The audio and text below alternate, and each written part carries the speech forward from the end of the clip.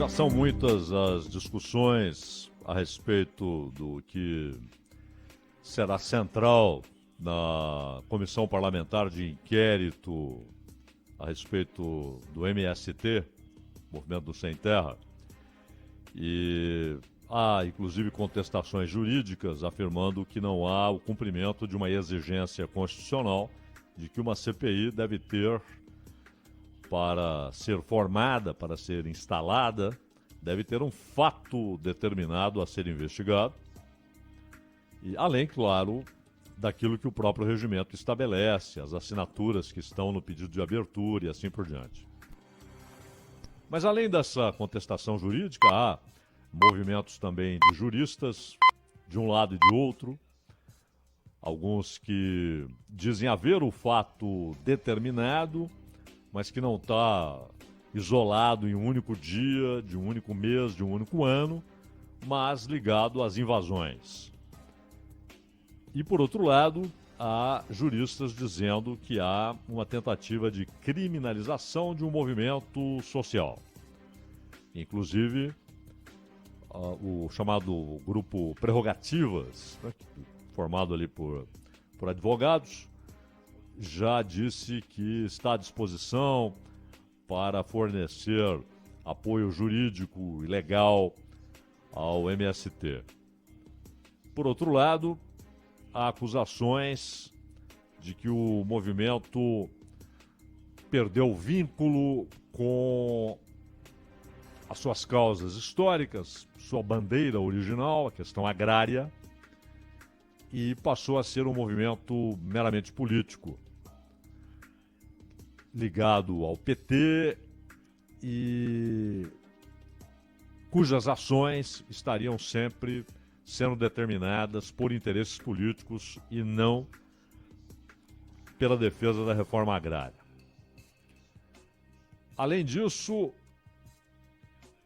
dentro desse conjunto que fatalmente estará nessa CPI, haverá discussão sobre o tema em si, a reforma agrária. Uma discussão que será, claro, panfletária e, da mesma maneira que há os ataques panfletários à produção agrícola, há os ataques panfletários à defesa de uma reestruturação agrária, que já nem seria forma, mas uma revolução agrária. E muita gente que está fisicamente distante do problema, e talvez por isso não dê muita bola para o assunto, apenas ocasionalmente, quando há, por exemplo, no noticiário, algo a respeito de uma invasão, ou uma reação policial que resulta em massacre, mantém uma distância física e não se ocupa do assunto, se surpreende, diz, nossa, mas que conversa atrasada, né? Esse papo de reforma agrária em 2023, esse é um assunto resolvido e tal. Talvez porque limite a sua lida com o assunto, o seu contato com o assunto, aquilo que sai em um noticiário superficial e aquilo que é visível, ou seja, que está no cinturão de produção ao redor, né? Mas o Brasil é imenso e a sua história está marcada muito pela questão agrária, inclusive problemas urbanos gigantescos, imensos que o Brasil tem. Claro que a questão agrária em todos os países, ela sempre esteve ligada a conquistas, não é? Gente que foi premiada pelo poder, pelo Estado, ou mesmo quando não havia Estado, né, pela conquista militar de um território e a distribuição, isso Roma já fazia, mas aí com um Estado forte, centralizado, mas distribuía terras aos seus conquistadores, né, aos seus generais. E isso aconteceu na Rússia, antes de haver mesmo um poder central forte com o czar, né, com Ivan o Terrível, mesmo antes, conquistas militares levavam a conquistas de terra, a propriedade da terra. E cada um, claro, em cada país você tem a história se desenvolvendo de uma maneira, mas o que levava alguém que chegou de fora, um colonizador, ou um povo que recém se organizava como povo, com o mesmo idioma, com os mesmos valores, mesmos costumes, mesma religião, o que levava à posse da terra era geralmente um feito militar ou um benefício incontestável feito àquela comunidade, àquela sociedade.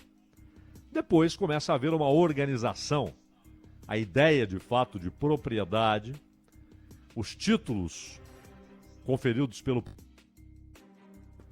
E no Brasil, nós tivemos uma distribuição feita pelo poder colonizador, né?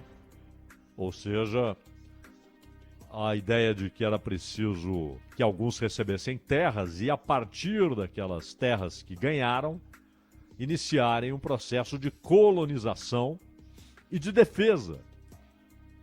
Imagina, Portugal não tinha exata noção do tamanho do país que agora estava sob seu domínio, onde havia os indígenas, mas com sua organização peculiar, né?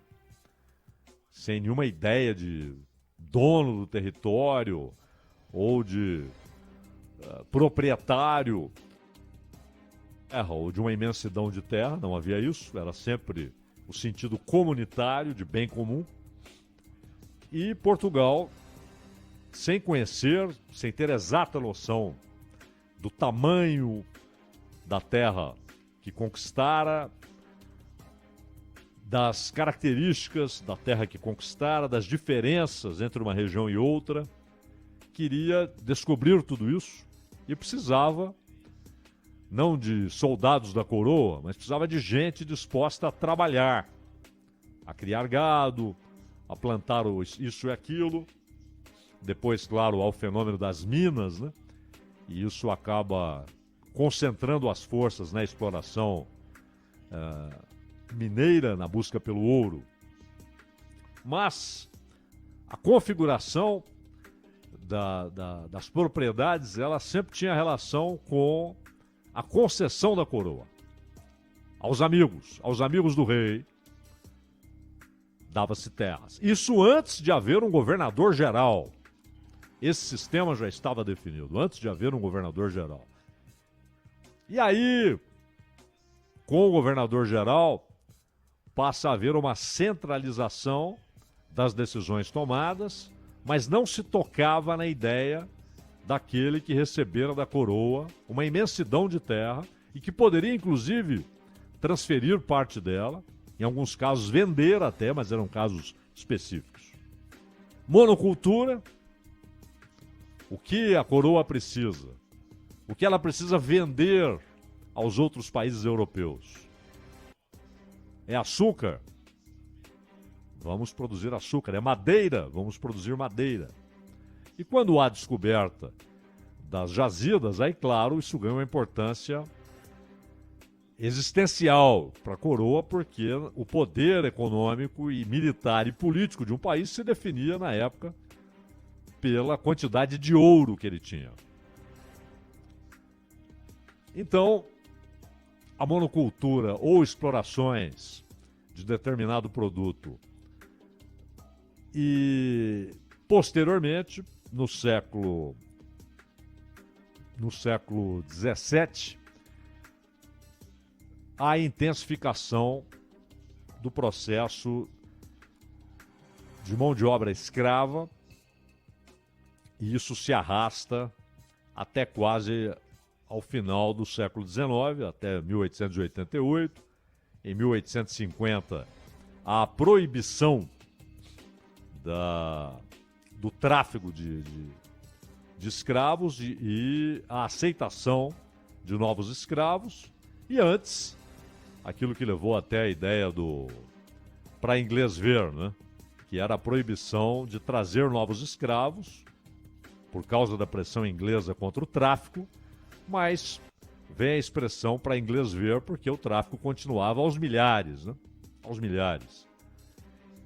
Entre 31, 32 e 1850, você tem ali quase 1 milhão de escravos trazidos para o Brasil, com o deboche total da lei.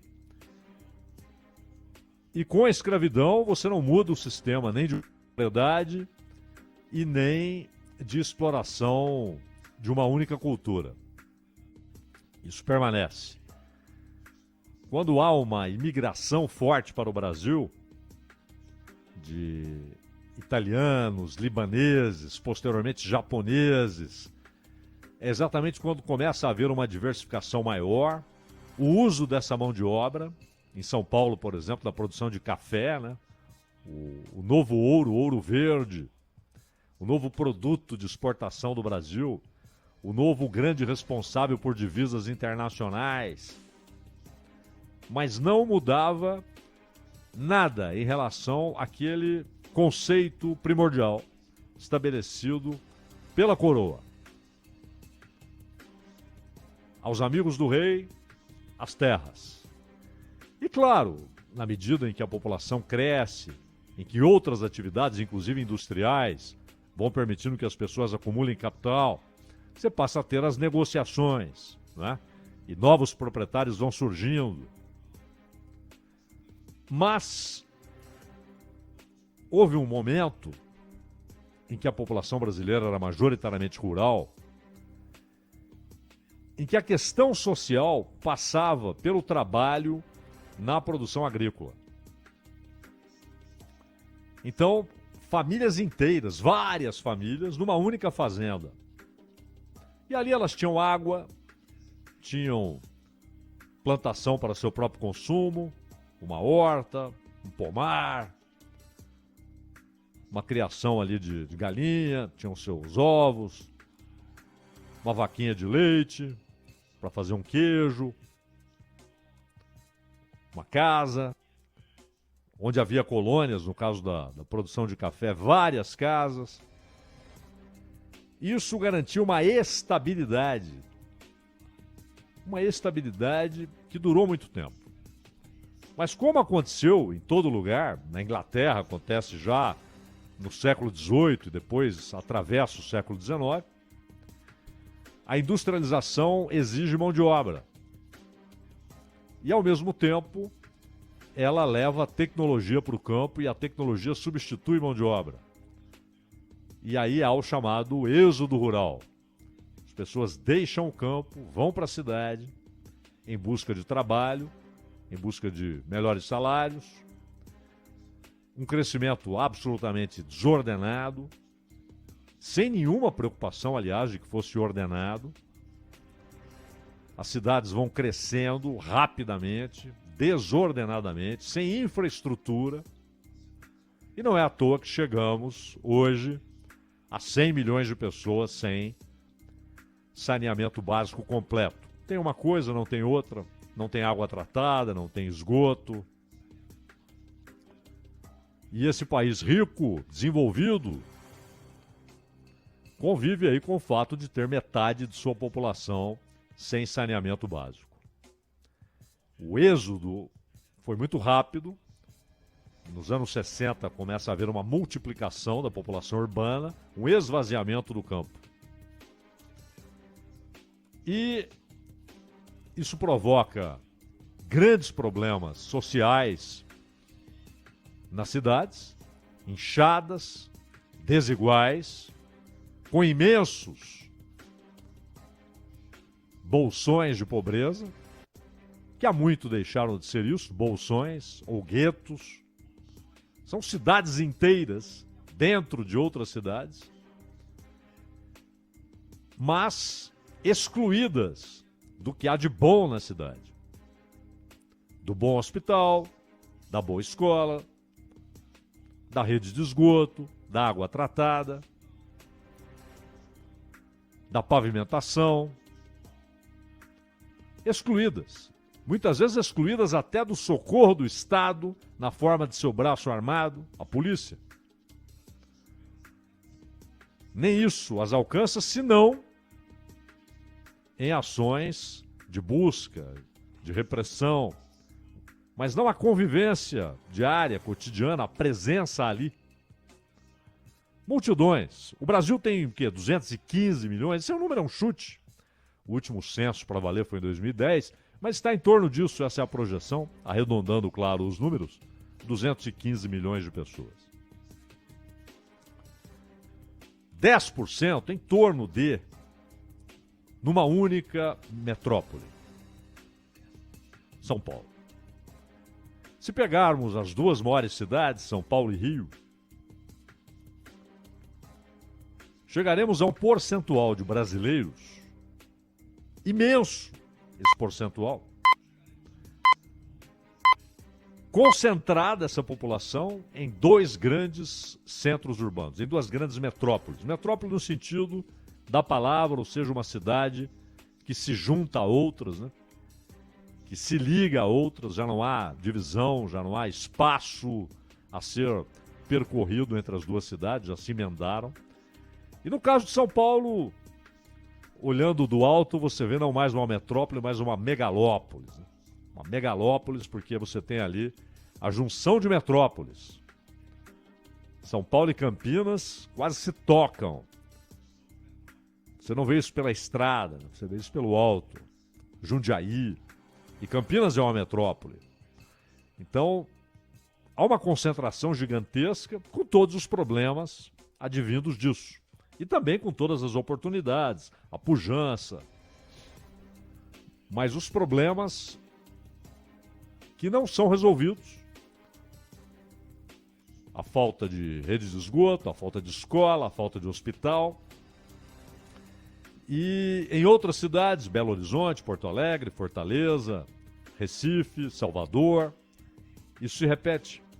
Uma concentração gigantesca e imensos espaços vazios, férteis, com água, com terra fértil.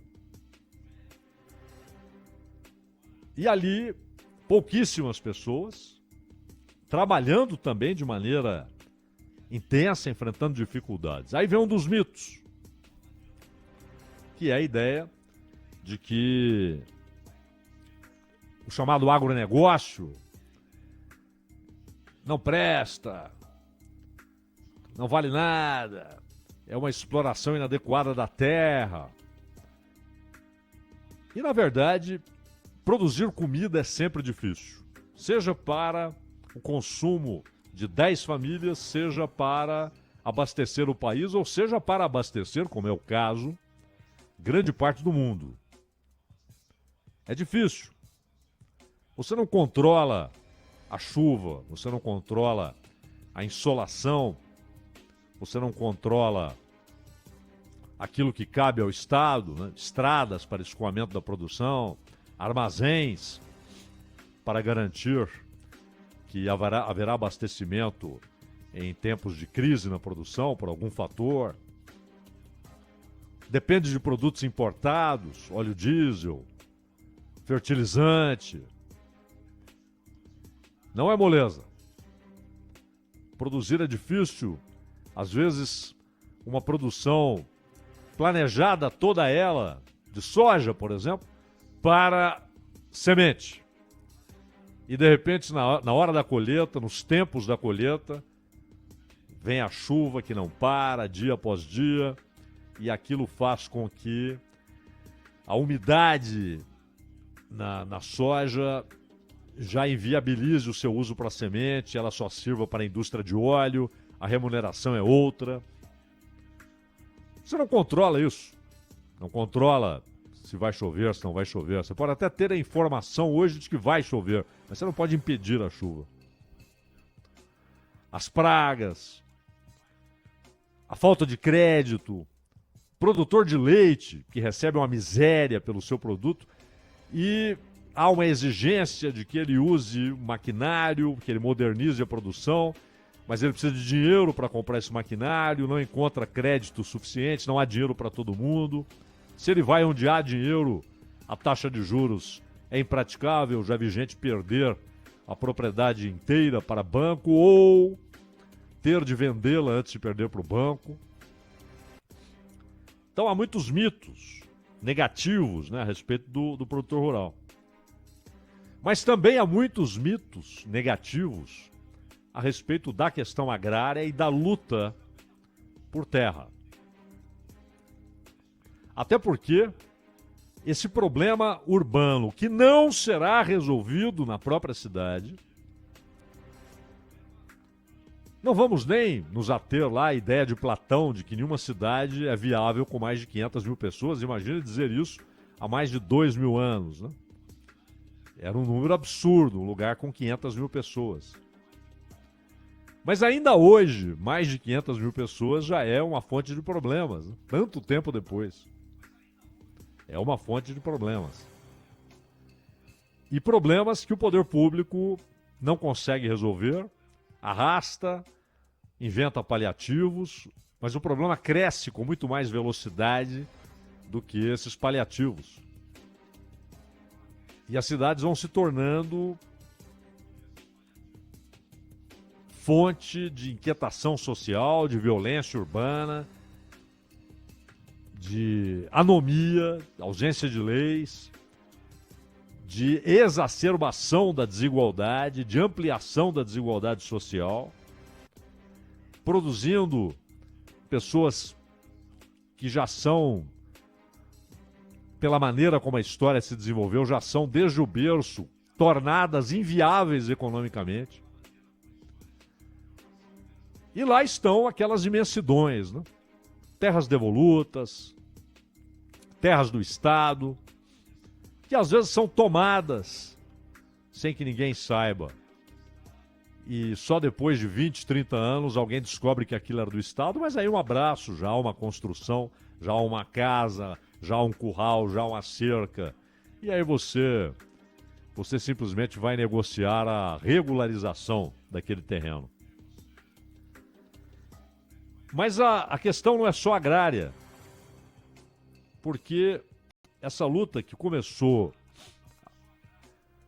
há muito tempo, você já tinha movimentos nessa direção, de certa maneira, o fenômeno mal compreendido de Canudos já era isso, e mal compreendido até por culpa da imprensa, que na época trazia notícias da Argentina, inventadas por jornais argentinos, de que Canudos era uma conspiração monarquista, né, financiada por monarquistas europeus, e a mobilização nacional para que houvesse uma destruição, uma matança, e foi o que ocorreu.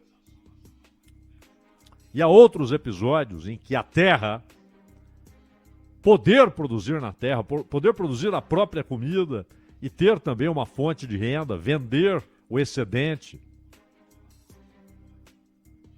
Houve várias tentativas e várias reações como essa. É crime, massacrem, acabem com isso.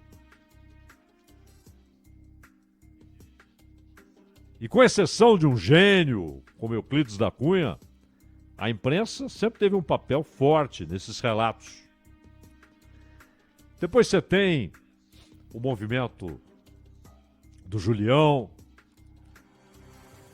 que tinha basicamente a questão da produção agrícola, da distribuição de terras, onde havia, muito antes, inclusive, da modernização da agricultura no Brasil, latifúndios e latifúndios, com uma produção minguada, ínfima em relação ao tamanho da terra. E isso levou a esses movimentos onde havia o drama do êxodo forçado do Nordeste, o sertão nordestino. E esse movimento foi esmagado pela chegada dos militares ao poder, pelo golpe militar. E aí, no final dos anos 70, no Rio Grande do Sul, começa a haver uma mobilização também sempre com essa preocupação. Não temos acesso à água, fomos cercados. E esse movimento cresce, deixa de ser só gaúcho, torna-se nacional. E é um embrião de um movimento que em 81 ganha a conotação de movimento social e que ao longo do tempo, não teve só a questão agrária como mote, como motivador, como motor, mas além da terra, o que se faz na terra? A terra tem de ter escola, tem de ter um posto médico, na zona rural. E mais, verticalização da produção, para que o sujeito não seja apenas um fornecedor de matéria-prima para a indústria, recebendo o que a indústria determina que ele vai receber, como acontece com o leite. Então, ele vai ter uma verticalização. Para isso precisa de crédito. Isso é política pública agrária. Não é só entregar terra. Então, sonhar que as cidades podem ser desinchadas, revitalizadas, não com paliativos. Sonhar que quem está hoje em guetos de pobreza, em cidades inteiras de pobreza, rodeando, cercando, circulando a cidade da prosperidade, que essas pessoas possam sair. Mas não sair com uma sacolinha nas costas, sair para um projeto econômico nacional. Essa é a ideia. Então, claro, os mitos atrapalham qualquer diálogo, qualquer análise da questão agrária. E claro que aparecem oportunistas, né? Sujeito que usava o movimento do sem terra para ir lá achacar o dono da fazenda. Ó, você me dá uma grana, nós vamos invadir isso aqui. Usava para ganho pessoal, né? Você sempre tem o oportunista. Você tem o uso político. A ideia de transformar um movimento forte, espalhado, com gente no país inteiro, organizado, em braço de um partido, em braço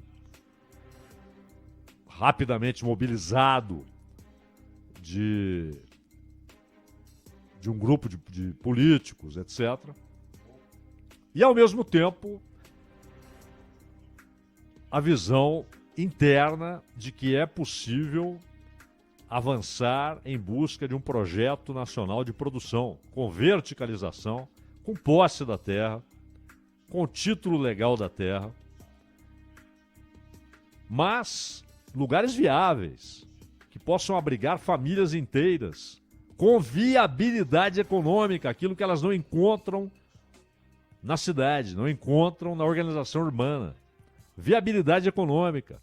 Mas tem de ter escola, tem de ter posto médico, tem de ter ambulância. Não adianta apenas dizer eu dei títulos. O Fernando Henrique dizia eu dei títulos, ele contava até títulos que foram concedidos em governos anteriores. Aliás, foi um governo desastroso. Desastroso, porque ele, em nome de uma mudança na política agrária, ele acabou com os créditos existentes. Créditos do governo Sarney. E olha que o governo Sarney prometeu isso e aquilo em razão da discussão que havia na Constituinte, e não entregou coisa alguma, mas conseguiu ser muito melhor do que o de Fernando Henrique, que, aliás, é o período em que acontecem massacres, né? É o período em que acontecem dois grandes massacres, o de Corumbiara, em 95, em Rondônia, e Eldorado, nos Carajás, no Pará, no ano seguinte. E alguns policiais foram processados e tal, mas quem mandou, inclusive secretário de Segurança Pública e tal, secretário de Justiça, ficou por isso mesmo. Foi tratado como faxina. E no caso de Corumbiara, com um tiro nas costas de uma criança de 7 anos que estava de mãos dadas com a mãe tentando sair daquela zona de conflito. Então, o Estado tem tratado assim, não é? Com massacres e com promessas. Ele alterna os massacres e as promessas. E nada avança, as promessas não são cumpridas. E não é, repito, olha, tem um lote aqui, pode ir para lá. Tem uma terra desapropriada ali, pode ir para lá. Não. É um projeto econômico que deve ter o trabalho das pessoas, investimento pessoal, mas só se viabilizará com a ação do Estado, proporcionando serviços públicos. Os mesmos que ele muitas vezes falha em entregar, mas que tem a obrigação de entregar na cidade. O posto médico, um hospital regional, que atingiria ali, alcançaria a região inteira, abraçaria a região inteira, médicos, professores, escolas. Então, não é uma questão ultrapassada, é uma questão não resolvida. Não resolvida. E tratar isso como assunto obsoleto é uma infantilidade e é ignorar o problema, é aprofundar o problema. Mas provavelmente é isso que veremos no Congresso Nacional. Uma discussão não de gente argumentando, mas de gente vomitando mitos infantis sobre a questão agrária no Brasil. Ronaldinho.